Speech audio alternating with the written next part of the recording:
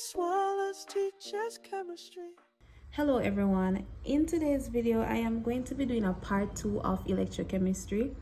I am going to specifically be looking at the different reactions that can occur at our anode or our cathode based on preferential discharge. Now before we get into the video, I want you to make note of this over here. This is our reactivity series of both metals and non-metals. Note that I just simply wrote my ions just to make it simpler for us to understand. So for our metal ions, we have potassium being the most reactive, then calcium, sodium, magnesium, aluminum, zinc, iron, lead, hydrogen, copper, and silver. On our non-metal side, for the non-metal ions, we have fluorine, sulfate ion, the nitrate ion, chlorine, bromine, iodine, and the hydroxide ion.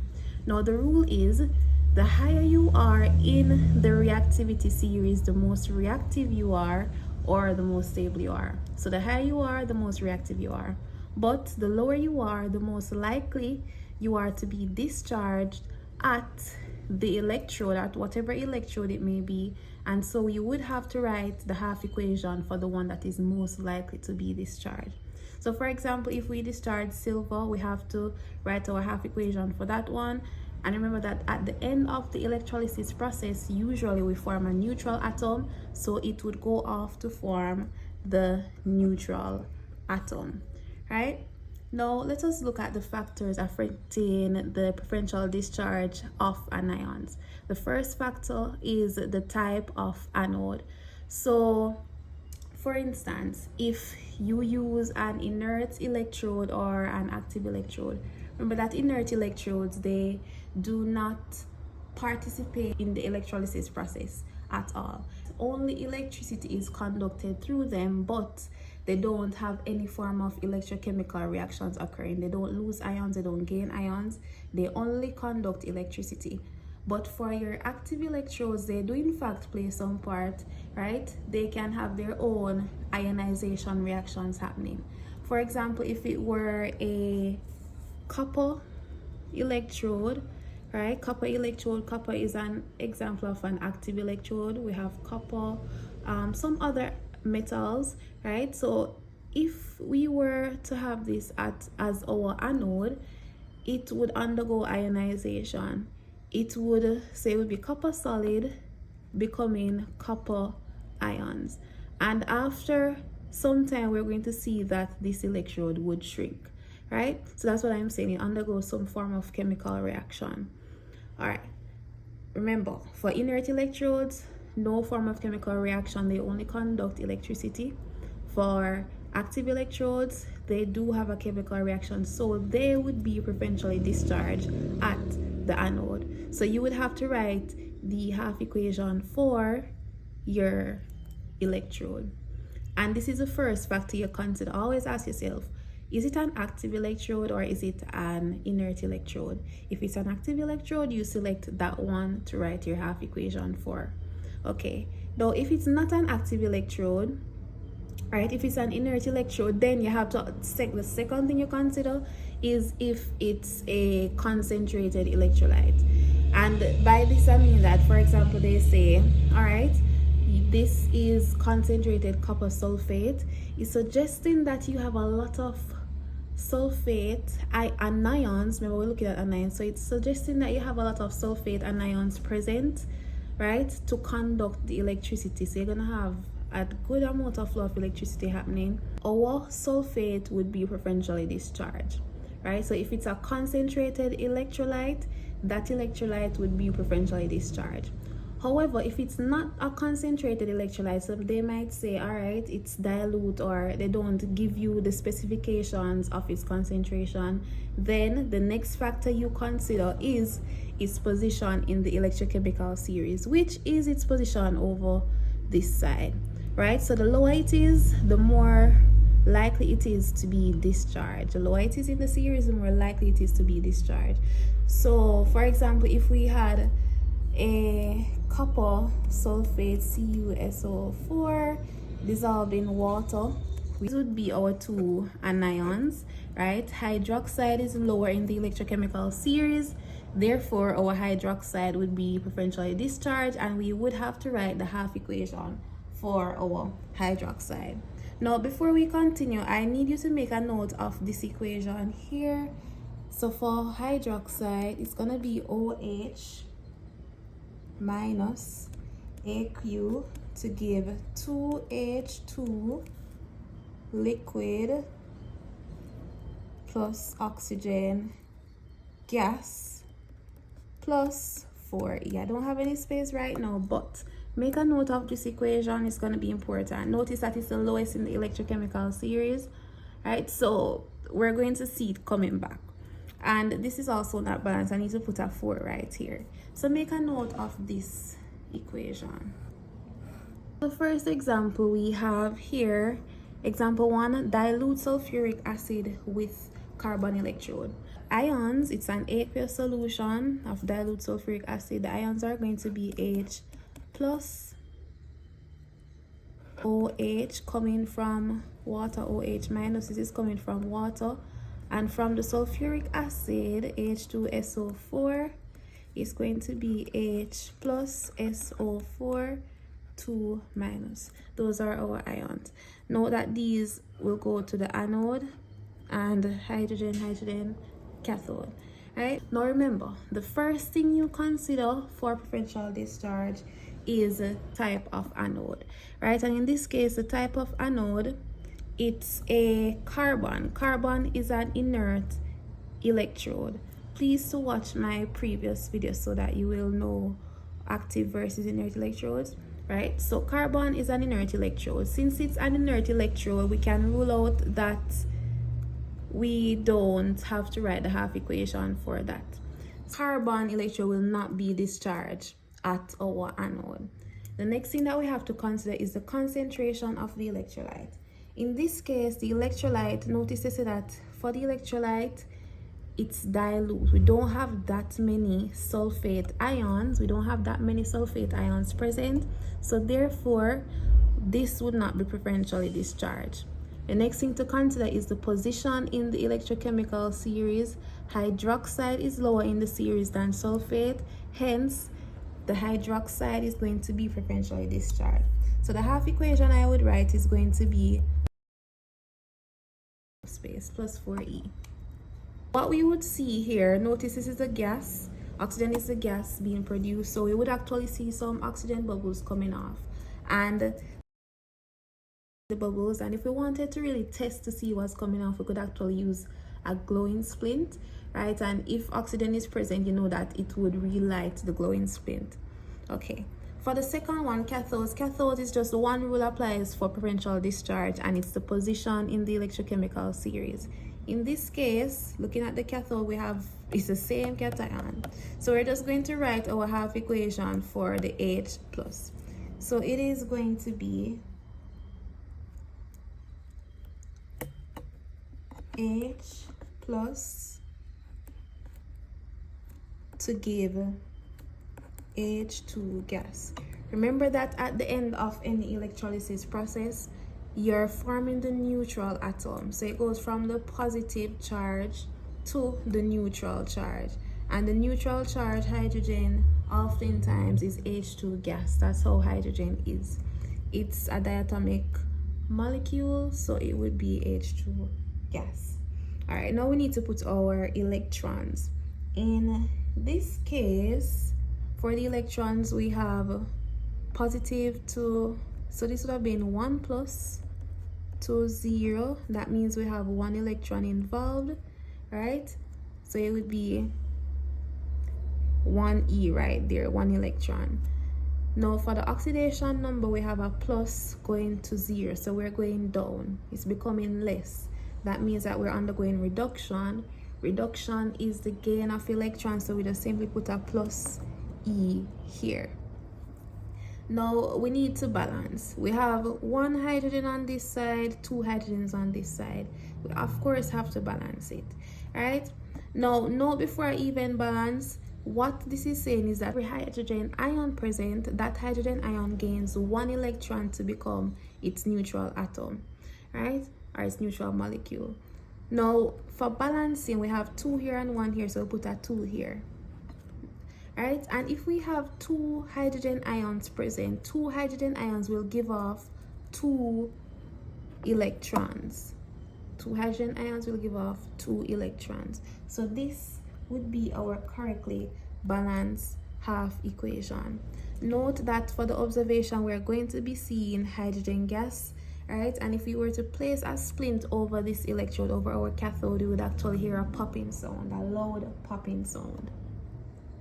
That we could also even choose to further write this, because note that we have 4 electrons being involved here, and the same amount of electrons being lost, right? Remember, I know this for oxidation, the same amount of electrons being lost has to be the same amount of electrons being gained. So in this case, if we have 4 electrons here and 2 electrons here, right, it would, to make it 4, we'd have to multiply by 2.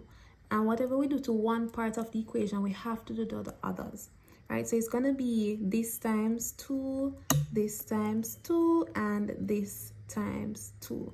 So now our equation would be 4H plus 4E to give us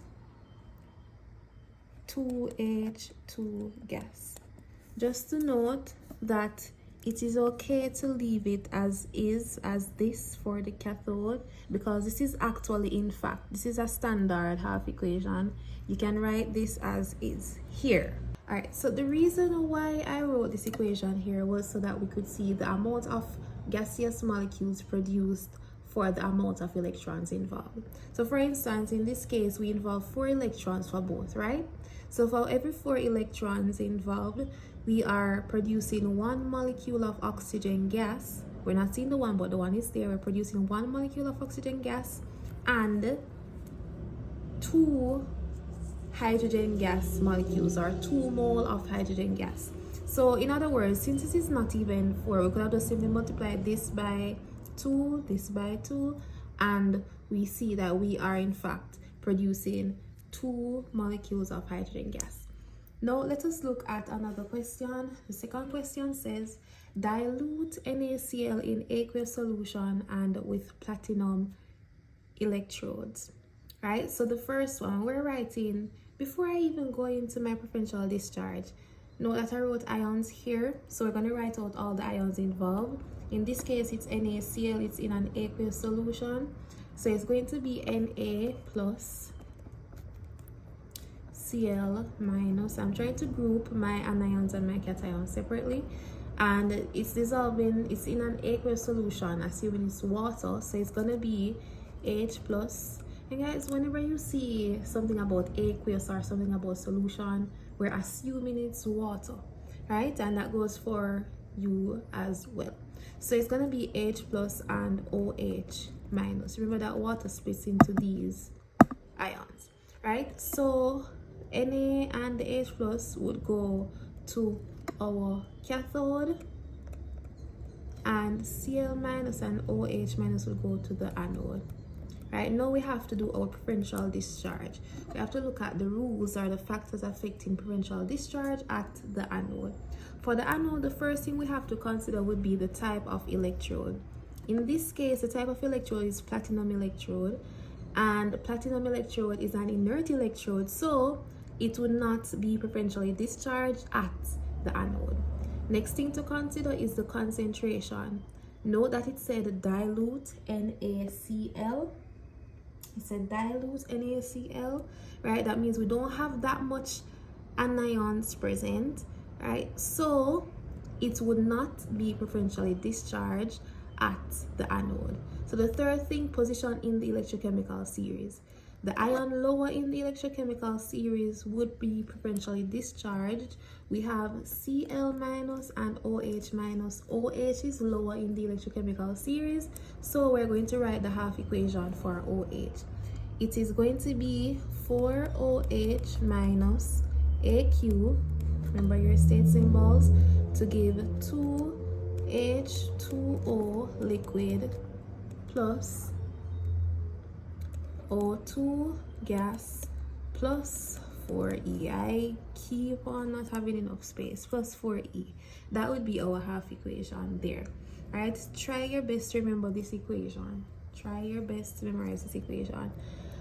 Okay, so for the observations, we're going to be seeing oxygen effervescence. And once again, to test for the presence of oxygen gas, you can place a glowing splint over it. If the splint relights, oxygen gas is present. Now, for the cathode, only one factor affects preferential discharge at the cathode, and it is the position in the electrochemical series, where the one lower is most likely to be discharged. So in this case, we have Na and H plus. Looking at it, Na is here, H plus is here, H plus is lower in the series. Then, therefore, we have to write its half equation. So it is going to be, once again, H plus 2, well, plus E. I'm just going to rewrite what we had from before. Just going to rewrite the same equation.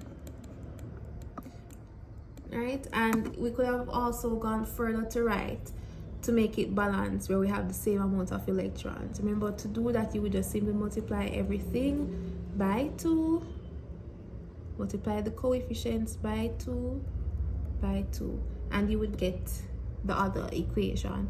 As I also said earlier, you can just leave it at this equation because we're really looking to see what is going to be formed at the cathode. Now for our third example, we got concentrated NaCl solution in carbon electrode.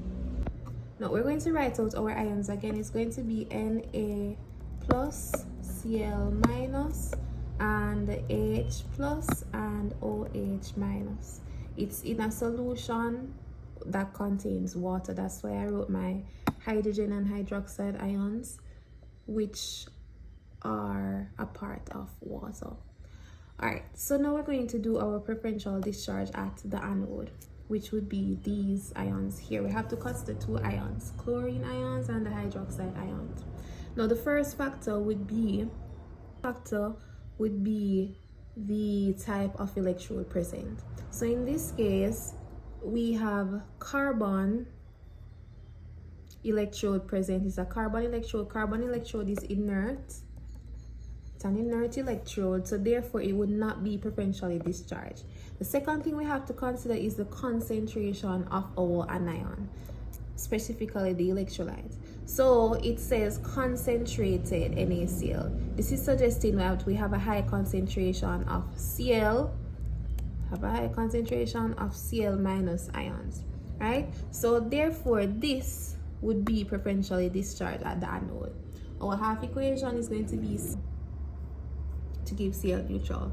Remember once again that for our electrolysis process, we are forming the neutral atom. That's what we're forming. Now at the anode, remember anode is oxidation. Anode is for oxidation. Oxidation is a loss of electrons. You don't even have to think about that, but you can also look at the fact that we have a -1 oxidation state going to a 0. The oxidation number is increasing, goes from minus to 0. That's an increase in the oxidation number. Therefore, this would have to be oxidation. Remember that for oxidation, the oxidation state increases. This would have to be oxidation. And so we're going to say that, okay, electron is being lost. Our electron is being lost. Went up by 1, it's gonna be 1e. So it's gonna be, we're taking away an electron minus, it's lost, we're losing the electron, minus e. But remember that for chemical equations, we cannot have negative signs in chemical equations, so we have to transpose to make it positive, right? To make it positive, we're going to make a plus e here, a plus 1e here, and whatever we do to one side, we have to do to the other side, so it's also plus 1e here. So therefore, our half equation is going to be plus 1e. Sometimes you do in fact have to ask yourself what is actually happening. Remember that the neutral chlorine is actually diatomic. It's a diatomic gas, it exists as 2s. So it's actually going to be Cl2, right? Now, looking at it, we have 1 chlorine here, 2 chlorines here. To balance it, we're going to have to put a 2 here. But when we put a 2 here, remember initially the Cl minus, one Cl minus would lose one electron to become neutral, right? But if we have 2 Cl minus atoms or 2 Cl minus ions, 2 of them will have to lose 2 electrons in total, right? So therefore this is going to be multiplied by 2 as well, and this would be our half equation at the anode. Now for the cathode, it's only one factor that affects preferential discharge at the cathode, and that factor is the position in the electrochemical series. For the cathode, we have 2 ions. We have the Na and the hydrogen. Na and the hydrogen. The hydrogen is lower in the electrochemical series. It is lower in the electrochemical series. So we're going to write our H plus to give H neutral. H plus to give H neutral. Now we need to complete it. Let's say you didn't know it was even diatomic. We need to complete this. Cathode reduction occurs at the cathode. Reduction is the gain of electrons. Reduction is the gain of electrons. Also notice that for here, we need to know how many electrons are involved. It goes from H plus to neutral. So it goes from +1 to neutral. We are going down. The oxidation number is decreasing, so it has to be reduction. Right? Now it goes from 1 to 0. If you were to put this on a number line, you would notice that you only jump one time on the number line, right? So it's only 1 electron involved. So it's going to be, reduction is the gain of electron, it's going to be +1e or plus E. Once again, hydrogen atom, not the ion, hydrogen atom, gaseous atoms, gaseous neutral atoms, they are diatomic. They exist as 2s. So we're going to put a 2 here. Once we put the 2 here, we have to balance the entire half equation. So we're going to also put a 2 here. We have 2 hydrogens, 2 hydrogens. But remember that this hydrogen would, in fact, 1 hydrogen gains 1 electron. So 2 hydrogens would gain 2 electrons. And this would be our half equation. Note that we have 2 electrons here and 2 electrons here. So it's okay as is because it's the same amount of electrons being lost and gained by both half equations. Now what we would see, chlorine gas, my state symbols, mighty, right? So it would be aqueous. The ions are aqueous. They're dissolving in water, so they're aqueous. The gas is gas, symbol G. So let me just put that in here and here. Now chlorine gas, what we would see is actually a yellow-green gas coming off. Chlorine gas is yellow-green, and hydrogen, we won't be seeing it, but remember that you can do a test. You can do a splint test where if you place the splint over this particular electrode over the cathode and it pops, therefore hydrogen gas is present. Before I continue, you can pause the video to attempt these ones on your own. Copper 2 sulfate solution with carbon electrode. The ions present, we have Cu2+. The copper 2, remember the 2 tells us about its oxidation state. So it's 2+, sulfate is SO4, 2- Cu2+, okay? And it's in a solution, so water is present. The ions for water is H+, OH-. Right, so these would be for our cathode. These are our cations. These will go towards our cathode. These are the anions. They will go towards the anode. And now we try to solve for our half equations. The thing that affects preferential discharge at the anode is the type of electrode. In this case, we have a carbon electrode. Carbon is an inert electrode, so we rule that out. We don't have to write that half equation because it does not participate in all of the electrolysis process. The only thing is that it conducts electricity. So second thing, number 2, is that we have to consider concentration. In this case, they only said copper 2 sulfate. They did not tell you that it was diluted or concentrated, so we would rule out the second one. The third thing we would go to would be the position in the electrochemical series, right? Which would be, looking at it here, we have hydroxide and sulfate. Hydroxide is lower in the electrochemical series than sulfate, so we would write the half equation for hydroxide. It is going to be 4OH minus to give AQ to give H2O plus O2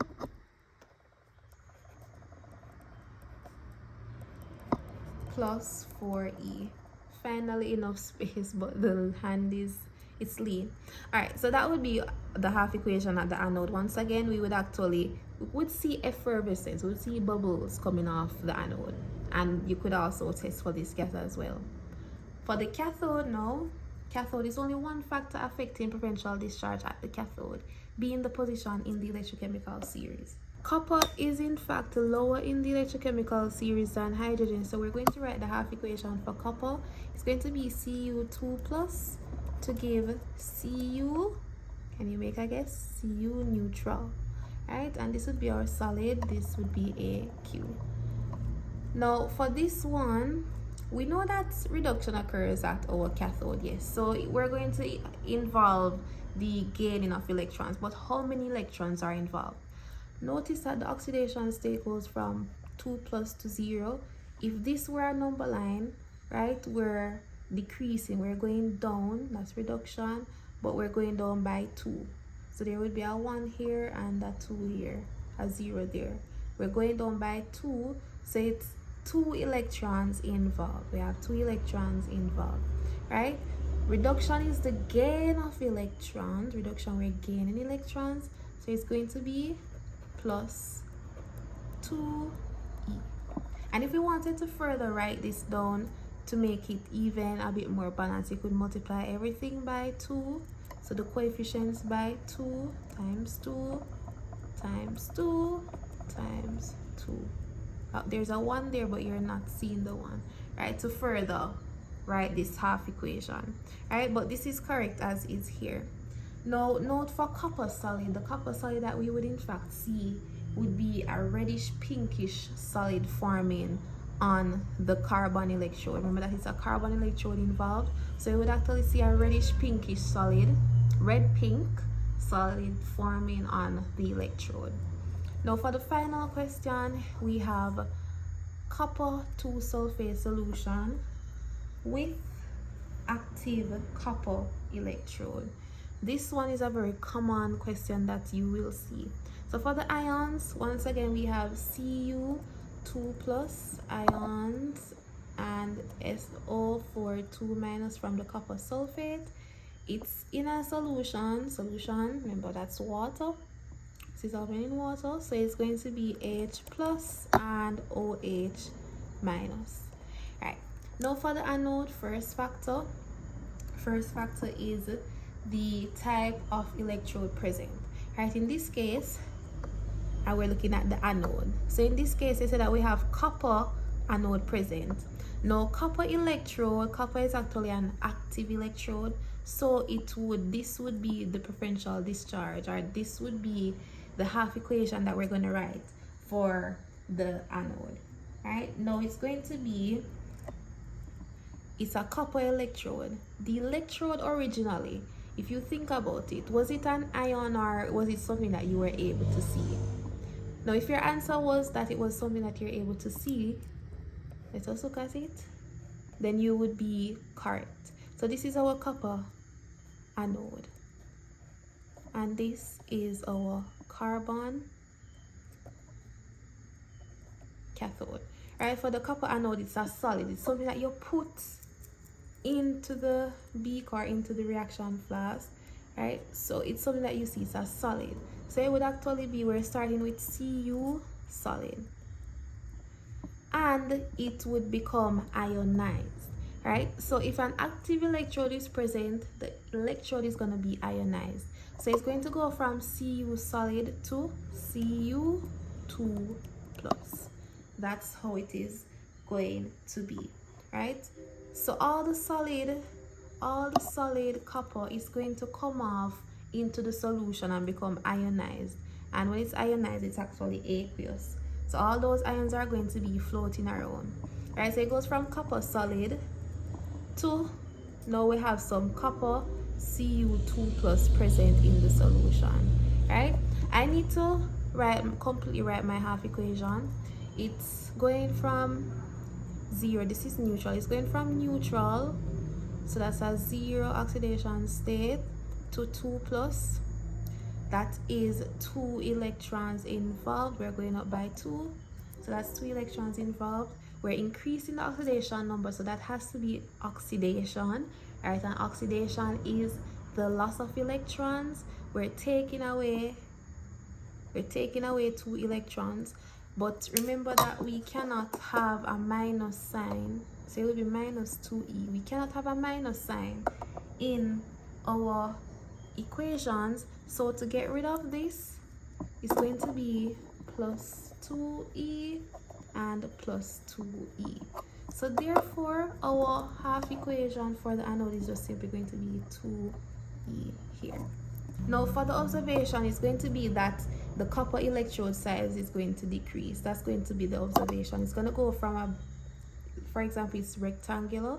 It's going to go from this to looking something like this. It's going to shrink in size. So that's what we're going to see. It's going to shrink in size. Now the final one is the cathode. Remember that 4 factors affecting differential discharge at the cathode is the position in the electrochemical series. These are our cations, right? So this right here, copper is lower in the electrochemical series than hydrogen. So copper is going to be preferentially discharged. So it's going to be Cu2 plus, that's the ion there, Cu2 plus, to give Cu neutral at the end of the electrolysis process. All right, so we need to complete this half equation, right? So it's going from 2 plus to neutral. It's going from 2 plus to neutral. We're going up, well, this time we're decreasing by 2. We're decreasing by 2. Decreasing is reduction. Once you decrease the oxidation number, that's reduction. And we're decreasing by 2, so it's 2 electrons involved, right? Now, remember that reduction is the gaining of electrons. So it's going to be plus 2e. So for reduction, you gain electrons. So it's going to be plus 2e. And this is complete here. Now what you're going to see is that look at this. Now at your cathode, in this cathode we have a carbon. We had a carbon electrode involved. This carbon electrode. Right, so what's going to happen is that some copper solid, some pink copper solid is going to form around the carbon electrode. So this electrode is going to in fact get bigger while the anode is shrinking. So you're having 2 things occurring at once. You're going to have your anode shrinking and your cathode increasing. Note that even though the anode is producing some copper ions were in fact already present in the solution. Remember that it was a copper electrolyte originally involved, so you have plenty of copper ions present to form the copper solid around the carbon electrode. Pinkish color, pink brown, pink red, that would be pink. Now this is the end of the video. If you did enjoy, please leave a thumbs up. Please leave a thumbs up, or you can subscribe and comment if there are anything, or if there's anything that you don't understand about this topic. The next video that I will be making will be on Faraday's constant, so look out for that video. Thank you for watching. That's it with Miss Wallace Teaches Chemistry. Chemistry.